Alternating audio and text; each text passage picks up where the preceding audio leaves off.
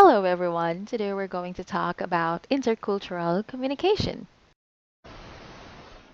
Can you guess his race? Well, he's actually African. And how about the next person? Yes, indeed, he looks Asian and he's also Chinese. And the next person is a British guy. Obviously, the fourth picture shows a woman from India. And of course, we have a woman here with a blonde hair and she's from America. Next, we have an Eskimo guy. And of course, based on his outfit, we can conclude that this guy is French. And on the eighth picture, a woman who is Mexican. And it's very obvious that on the ninth picture, it's an Arab man, followed by a Native American man, and a Mexican man, and last but not the least, female African. Alright, so let's first define a few keywords here that we're going to use throughout the discussion. First, let us define what culture means. Here, we have a formal definition, which is the system of shared values, beliefs, attitudes, and norms that guide what is considered appropriate among an identifiable group of people. In a real sense, culture is a way of life, just like ours. It's the taken for granted rules for how and why we believe and behave as we do. And of course, at the heart of any culture are its values. That's right. And values are the commonly accepted standards of what is considered right and wrong, good and evil, fair and unfair, just and unjust, and so on. Cultures have both ideal and real values. What are these ideal values? When we say ideal or ideal values, these are the ones that have or that members profess to hold, whereas the real values here are the ones that guide their actual behavior. For example, the United States Constitution professes equal rights and opportunities for all, which is our ideal value. Yet, some people are treated unfairly based on gender, race, ethnicity, age, disability, or belief. This is what we call the real value in action. And next, we have intercultural communication. Here, it's defined as the interactions that occur between people whose cultures are so different that the communication between them is altered. So to become effective intercultural communicators, we must begin by understanding what a culture is, then identifying how cultures differ from another, and finally realizing how those differences influence communication. And next we have here culture shock. We are so familiar with our own language, gestures, facial expressions, conversational customs, and norms that we may experience anxiety when these familiar aspects of communication are disrupted. This occurs frequently when we interact with people from different cultures, just like that video that I posted on Google Classroom. Okay? I think that video is about Jessica Lee sharing her experiences in the Philippines. Okay? Culture shock is the psychological discomfort we may feel when we attempt to adjust to a new cultural situation. Because culture shock is caused by an absence of shared meaning, we are likely to feel it most profoundly when we are thrust into another culture through travel, business, or studying abroad. Alright, so throughout the discussion, we're going to use the country of United States as an example for intercultural communication. Okay, so here we're going to find out what dominant cultures and co-cultures mean. Okay, they say that United States is a multicultural society. There are many attitudes, values, beliefs, and customs that a majority of people hold in common. This shared system of meaning constitutes our dominant culture, and like the dominant culture of any country, ours has evolved over time. The dominant culture of the United States once reflected the values of white, Western European, English speaking, Protestant, heterosexual men. But as we have recognized our diversity, the dominant culture has evolved and incorporated aspects of other cultural groups. The result is a dominant culture that better reflects the diversity of the people in the United States. In short, dominant cultures are defined as the attitudes, values, beliefs, and customs that the majority of people in a society hold in common. Okay? Still, there are cultural groups whose values, attitudes, beliefs, and customs differ from the dominant culture. These groups are called co-cultures, and they exhibit communication that is sufficiently different to distinguish them from the dominant culture.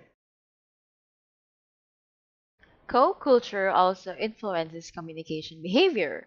For example, co-cultural group members sometimes code switch or they are altering their linguistic and nonverbal patterns to conform to a dominant or co-culture depending on the topic and participants involved in a conversation.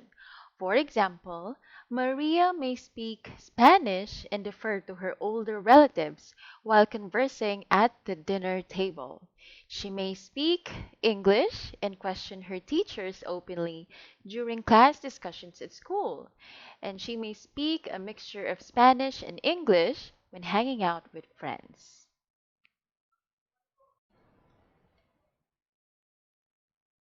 Co-cultures are also formed around shared beliefs and values related to, for example, race, ethnicity, sexual orientation and gender preference, religion, socioeconomic status, age or generation, and disability. In the Philippines, co-cultures are usually formed based on religion or belief and ethnicity. All right, so let's go to cultural identity. It's actually defined as a part of our self concept that is based on how closely we associate with both the dominant culture and various cultures. If the dominant culture stigmatizes your co-culture, you might downplay this part of your identity to fit into the dominant culture or identify even more closely with the co-culture and become a vocal activist for it.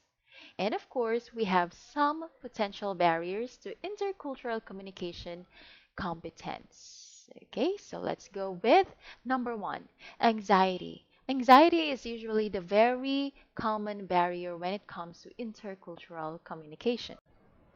Well, it's normal to feel some level of discomfort when entering a cultural setting whose norms and customs are unfamiliar to us.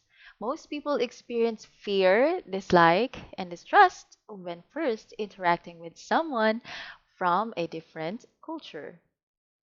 Next, we have assumed similarity or difference. When we cross into an unfamiliar cultural environment, we might assume that the norms that apply to our culture will also apply in the new one.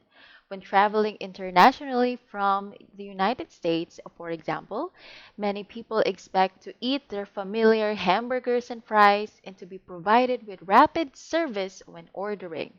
Likewise, they may be annoyed when shops and restaurants close during the early afternoon in countries that observe the custom of a siesta. It can be just as great a mistake to assume that everything about an unfamiliar culture will be different. Next, we have ethnocentrism. Ethnocentrism is the belief that one's own culture is superior to the others. The stereotype of the tourist in a host country loudly complaining about how much better everything is back home is the classic example of ethnocentrism. Ethnocentrism also exists in every culture to some degree and can occur in co-cultures as well. An ethnocentric view of the world leads to attitudes of superiority and messages that are condescending in content and tone. Next, we have stereotyping. All right, so I think you're already familiar with the video that I posted on Google Classroom about stereotyping. Okay? Recall that stereotyping is a perceptual shortcut in which people assume that everyone in a cultural group is the same. When we interact based on stereotypes, we risk engaging in inaccurate and even unethical communication that is likely to damage our relationships. And next we have incompatible communication codes. Yes. So when others speak a different language than we do, it is easy to see that we have incompatible communication codes. But even when people speak the same language, cultural variations can result from belonging to different co-cultures. Okay? For example, people from Great Britain take a lift to reach a higher floor and eat chips with their fish. Americans ride an elevator and eat French fries with their burgers. Within the United States, many Midwesterners drink pop rather than soda. Sometimes what is considered normal in one culture is offensive in another. For example, to the Vietnamese, dog meat is considered a delicacy. Many Americans might find the practice of eating dog meat disgusting, but think nothing of eating beef. However, practicing Hindus may not eat beef because the cow is sacred to their religion. Different norms and values can cause serious problems when communicating unless we're aware of and respect differences. All right, so the more we know about other cultures before we attempt to interact with people in them, the more likely we are to be competent in cultural communicators. There are actually several ways to learn about other cultures. First, formal study. You can learn about other cultures by reading books, periodicals, and websites about them. You can read personal accounts and ethnographic research studies, take courses, and interview members of the group. Next, observation, which is the very common one. You can learn about a culture or co-culture by watching members interact with each other. We call this form of watching non-participant observation. As you watch, you can notice how certain values, rituals, and communication styles are similar to and different from your own, just like when you're watching a TV series or a movie from another culture. And next, you can do this too by immersion. You can learn a great deal about another culture by actively participating in it. When you live or work with people whose cultural assumptions are different from yours, you not only acquire obvious cultural information, but you also learn nuances that escape passive observers and not accessible to formal study alone. We call this form of immersion participant observation. It's like a first-hand experience of one's culture. One reason study abroad programs often include homestays is to ensure that students become immersed in the culture of the host country. Okay? And we must also have a genuine desire to succeed when communicating across cultures. We must be willing to adapt rather than expect the other person to adjust to our communication style. We must go into the experience following the motto of assuming the best first, so as not to jump to wrong conclusions based on preconceived assumptions. Okay, so the very first one here is to tolerate ambiguity. Communicating with strangers creates uncertainty. And when the stranger also comes from a different culture, we can become anxious about what he or she will expect of us. When communicating, we must be prepared to tolerate a high degree of uncertainty about the other person and to tolerate it for a long time. For example, if you enter an intercultural interaction believing that it's okay to be unsure about how to proceed, you are likely to pay closer attention to the feedback you receive. You can then work to adjust your communication to demonstrate respect and to achieve mutual understanding. Next, be open minded. Open minded people are aware of their own cultural norms and values and recognize that the other people's norms and values may be different, but not wrong. Resist the impulse to judge the values of other cultures in terms of your own culture. Remember, there's no culture that is better than the other. Okay? And also avoid jumping to conclusions about what you think others mean by something they say or do. Instead, seek to learn from those you interact with by assuming their intentions are honorable and asking sincere questions about what they say and do differently and why. And last but not least, be altruistic. Altruism is a display of genuine and unselfish concern for the welfare of the others. The opposite of altruism is egocentricity, or a selfish interest in one's own needs to the exclusion of everything else. Egocentric people are focused on themselves, whereas altruistic people are focused on others. Altruistic communicators do not neglect their own needs, but they recognize that for a conversation to be successful, both parties must be able to contribute what they want and take what they need from the exchange. One way to demonstrate this is to learn some basic phrases in the language of your friend's culture and try to use them when possible. When people hear you say please and thank you in their native language, even if your pronunciation is not good, they are likely to perceive you as respectful, polite, and are likely to engage more openly with you as a result.